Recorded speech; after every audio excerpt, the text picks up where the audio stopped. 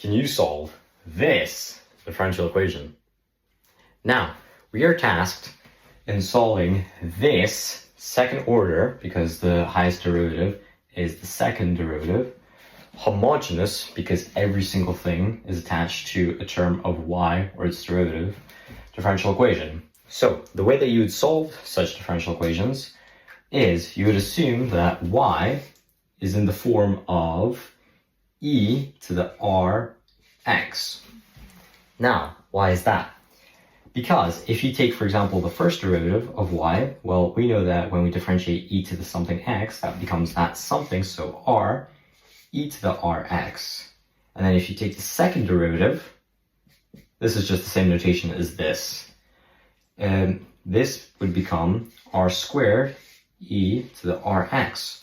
So if we substitute this into here, what we will get is r squared e to the rx plus 3r e to the rx minus 4 e to the rx is equal to 0. And all we need to do from here is just find r.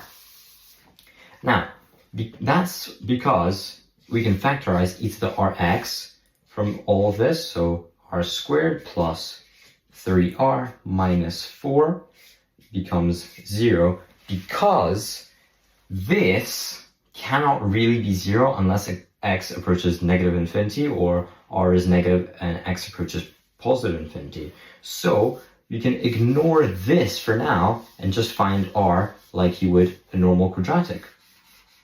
So we can factorize this.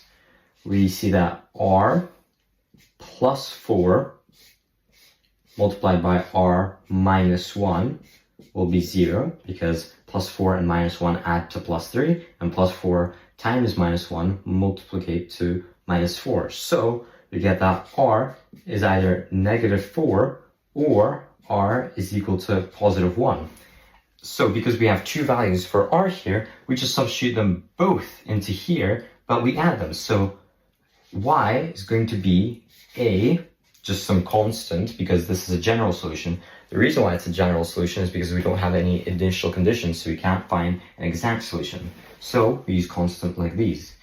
A e to the 1x, so that would just be x, plus b, another constant, e to the negative 4x, as we have our second r value there. And that is our answer to this differential equation.